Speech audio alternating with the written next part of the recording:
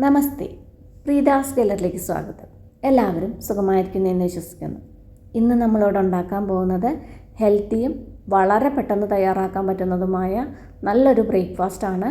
ഇതിന് ചട്നിയുടെ ഒന്നും ആവശ്യമില്ല, നല്ല ടേസ്റ്റുമാണ്. അപ്പോൾ വീഡിയോ എല്ലാവരും സ്കിപ്പ് ചെയ്യാതെ മുഴുവനായിട്ട് കാണുമെന്ന് വിചാരിക്കുന്നു. വീഡിയോ ഇഷ്ടമായിട്ടുണ്ടെങ്കിൽ ഒന്ന് ലൈക്ക് ചെയ്യാനും മറ്റുള്ളവർക്കൊക്കെ ഷെയർ ചെയ്ത് കൊടുക്കാനും മറക്കില്ലല്ലോ. സബ്സ്ക്രൈബ് ചെയ്യാത്തവർ ഒന്ന് സബ്സ്ക്രൈബ് ചെയ്യാനും മറക്കല്ലേ. എന്നാൽ നമുക്ക് ഈ ബ്രേക്ക്ഫാസ്റ്റ് എങ്ങനെയാണ് ഉണ്ടാക്കുന്നതെന്ന് നോക്കാം. മാവ് മിക്സ് ചെയ്യാൻ വേണ്ടിയിട്ട് അത്യാവശ്യം വലിയൊരു ബൗൾ എടുക്കുക. അതിലേക്ക് ഞാൻ ഇവിടെ എടുക്കുന്നത് ഒരു കപ്പോളം റവയാണ് എടുക്കുന്നത്. വറുത്ത റവയോ വറുക്കാത്ത റവ ഏത് റവ വേണമെങ്കിലും യൂസ് ചെയ്യാം. ഇനി ഒരു കപ്പ് റവയിലേക്ക് 1/4 കപ്പ്, ആ സെയിം മെഷറിംഗ് കപ്പിൽ തന്നെ 1/4 കപ്പ് വെള്ളം ഒഴിച്ചു കൊടുക്കുക. നിങ്ങൾക്ക് എത്രമാത്രം ഉണ്ടാക്കണമെങ്കിൽ അതിനനുസരിച്ചിട്ട് റവ എടുത്തോളൂ കേട്ടോ. ഈ വെള്ളവും കൂടി ഒഴിച്ചതിന് ശേഷം നേരൊന്ന് മിക്സ് ചെയ്യുക. മിക്സ് ചെയ്തതിന് ശേഷം അടച്ചു വെച്ചിട്ട് ഒരു 5 മിനിറ്റ്, മിനിമം ഒരു 3 മിനിറ്റെങ്കിലും കുറച്ച് നേരം ഒന്ന് റെസ്റ്റ് ചെയ്യാൻ വയ്ക്കാം. ഇപ്പോൾ ഒരു 5 മിനിറ്റ് കഴിഞ്ഞിട്ടുണ്ട്. നമുക്കിതൊന്ന് തുറന്ന് നോക്കാം. ഇപ്പോൾ റവ ചെറുതായിട്ടൊന്ന് കുതിർന്ന് കിട്ടിയിട്ടുണ്ട്. കുതിർന്നിട്ട് നല്ല സോഫ്റ്റ് ആയിട്ടുണ്ട്. ഇനി ഇത് ഒന്നുകൂടി നേരെ ഇതുപോലെ ഒന്ന് മിക്സ് ചെയ്തെടുക്കുക. വെള്ളമൊക്കെ ഒന്ന് ചെറുതായിട്ട് വറ്റിയിട്ടുണ്ടല്ലോ. ഇനി ഇതിലേക്കൊരു 1/4 കപ്പ് ഗോതമ്പ് പൊടി ഇട്ട് കൊടുക്കുക. പിന്നെ ഈ മാവിലേക്ക് ആവശ്യത്തിനുള്ള ഉപ്പ് കൂടി ഇട്ട് കൊടുത്തിട്ട് ഒന്നുകൂടി നേരൊന്ന് മിക്സ് ചെയ്തെടുക്കുക. കട്ടകളൊന്നും ഇല്ലാതെ നേരൊന്ന് മിക്സ് ചെയ്തെടുക്കുക. ഇപ്പം മാവ് കട്ടകളൊന്നും ഇല്ലാതെ നേരെ മിക്സ് ചെയ്ത് കഴിഞ്ഞിട്ടുണ്ട്. ഇനി ഇതിലേക്ക് ഒരു ക്യാരറ്റിൻ്റെ പകുതി ക്യാരറ്റ് ഒന്ന് ഗ്രേറ്റ് ചെയ്തെടുത്തിട്ടുണ്ട്. ഈ ഗ്രേറ്റ് ചെയ്ത ക്യാരറ്റ് ഇതിലേക്ക് ഇട്ട് കൊടുക്കുക. പിന്നെ ഒരു പൊട്ടറ്റോ, ചെറിയൊരു പൊട്ടറ്റോൻ്റെ 1/4 ഭാഗം ഒന്ന് ചീകിയെടുത്തതിന് ശേഷം നല്ല വെള്ളത്തിലൊരു 3-4 തവണ നല്ല വെള്ളത്തിലൊന്ന് കഴുകിയതിന് ശേഷം ആ വെള്ളമൊക്കെ നല്ലോണം പിഴിഞ്ഞെടുത്തിട്ടുണ്ട്. ഈ പിഴിഞ്ഞെടുത്ത പൊട്ടറ്റോ ചീകിയതും ഇതിലേക്ക് ഇട്ട് കൊടുക്കുക. ഒരു ചെറിയൊരു സവാള നല്ല പൊടിയായി അരിഞ്ഞെടുത്തിട്ടുണ്ട്, അതും ഇതിലേക്ക് ഇട്ട് കൊടുക്കുക.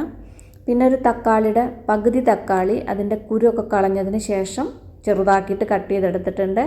ഈ കട്ട് ചെയ്ത് വെച്ച തക്കാളി ഇതിലേക്ക് ഇട്ട് കൊടുക്കുക. പിന്നെ ക്യാപ്സിക്കത്തിൻ്റെ ഒരു പകുതി ക്യാപ്സിക്കം അങ്ങനെ പൊടിയായി അരിഞ്ഞിട്ടുണ്ട്, അതും ഇതിലേക്ക് ഇട്ട് കൊടുക്കുക. ഇനിയിപ്പോൾ നിങ്ങളുടെ കയ്യിൽ ക്യാപ്സിക്കം ഇല്ലെങ്കിൽ അത് സ്കിപ്പ് ചെയ്തോളൂ, കുഴപ്പമൊന്നുമില്ല കേട്ടോ.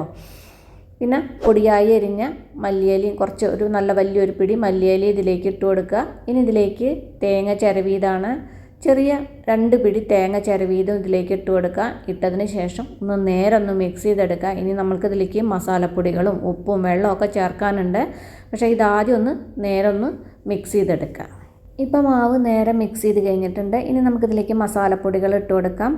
ഒരു 1/2 ടീസ്പൂൺ ജീരകപ്പൊടി ഇട്ട് കൊടുക്കുക. ഇനിയിപ്പം നിങ്ങളുടെ കയ്യിൽ ജീരകപ്പൊടി ഇല്ലെങ്കിൽ 1/2 ടീസ്പൂൺ ജീരകം ഇട്ട് കൊടുത്താൽ മതി.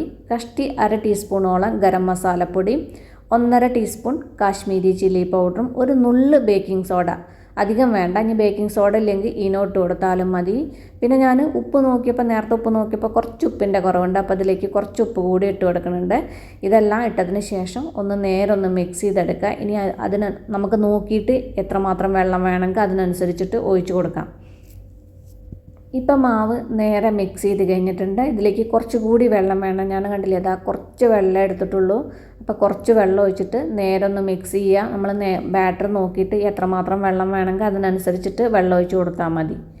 ബാറ്ററിൻ്റെ കൺസിസ്റ്റൻസി ഈ ഒരു കൺസിസ്റ്റൻസിയിൽ ബാറ്റർ റെഡിയാക്കി എടുത്താൽ മതി. ഇനി നമുക്കിത് ഉണ്ടാക്കാം. അതിന് വേണ്ടിയിട്ട് ഞാനിവിടെ ഒരു പാൻ വെച്ചിട്ടുണ്ട്. അതിലേക്ക് കുറച്ച് വെളിച്ചെണ്ണയാണ് ഒഴിച്ച് കൊടുക്കുന്നത്. നിങ്ങൾക്ക് സൺഫ്ലവർ ഓയിലോ നെയ്യോ ഏത് വേണമെങ്കിലും യൂസ് ചെയ്യാം. ഇതുപോലെ എണ്ണ ഒഴിച്ചതിന് ശേഷം ഇതുപോലെ എല്ലാ ഭാഗത്തും എണ്ണ ചുറ്റിച്ച് കൊടുക്കുക. അതിന് ശേഷം നമ്മുടെ മാവ് കോരി ഒഴിക്കുക. ഞാനിതൊരു 2 തവി മാവ് ഇതിലേക്ക് ഒഴിച്ചു കൊടുക്കുന്നുണ്ട്. ഒഴിച്ചതിന് ശേഷം മെല്ലൊന്ന് പരത്തി കൊടുക്കേണ്ട. ഇത് വല്ലാതെ നൈസായിട്ടുള്ള ദോശയല്ല, കുറച്ച് കട്ടിക്കുള്ള ാണ് നമ്മൾ ഉണ്ടാക്കുന്നത്. നേരെ പരത്തിയതിന് ശേഷം ഒരു അടപ്പ് വെച്ചിട്ട് ലോ ഫ്ലെയിമിലൊന്ന് കുക്ക് ചെയ്തെടുക്കുക. ഇപ്പോൾ ഒരു ഭാഗം നേരെ കുക്കായിട്ടുണ്ട്. ഇനി തിരിച്ചിട്ടതിന് ശേഷം വീണ്ടും അടച്ചു വെച്ചിട്ട് ഒന്നുകൂടി കുക്ക് ചെയ്തെടുക്കുക. ഇപ്പം മറ്റേ സൈഡും ആവശ്യത്തിന് മൊരിഞ്ഞ് വന്നിട്ടുണ്ട്. ഒരുപാട് മൊരിയേണ്ടെന്ന് ആവശ്യമില്ല, ഇതേപോലെ മതി. പുറമെ ആവശ്യത്തിന് മൊരിഞ്ഞിട്ടുണ്ട്, ഉള്ളിൽ നല്ല സോഫ്റ്റുമാണ്. ഇനി നമുക്കിതൊരു പ്ലേറ്റിലേക്ക് കോരി മാറ്റാം. ഒരുപാട് പച്ചക്കറികളൊക്കെ ഇട്ടുന്നു, പിന്നെ മസാലപ്പൊടികളൊക്കെ ഇട്ടുകൊണ്ട് കറിയുടെ ഒന്നും ആവശ്യമില്ല. നല്ല ടേസ്റ്റാണ്, കുട്ടികൾക്കൊക്കെ ഒരുപാട് ഇഷ്ടമാവും. ഇതെല്ലാവരും ഒന്ന് ട്രൈ ചെയ്ത് നോക്കിയിട്ട് ഫീഡ്ബാക്കൊക്കെ എന്നെ അറിയിക്കാൻ മറക്കല്ലേ.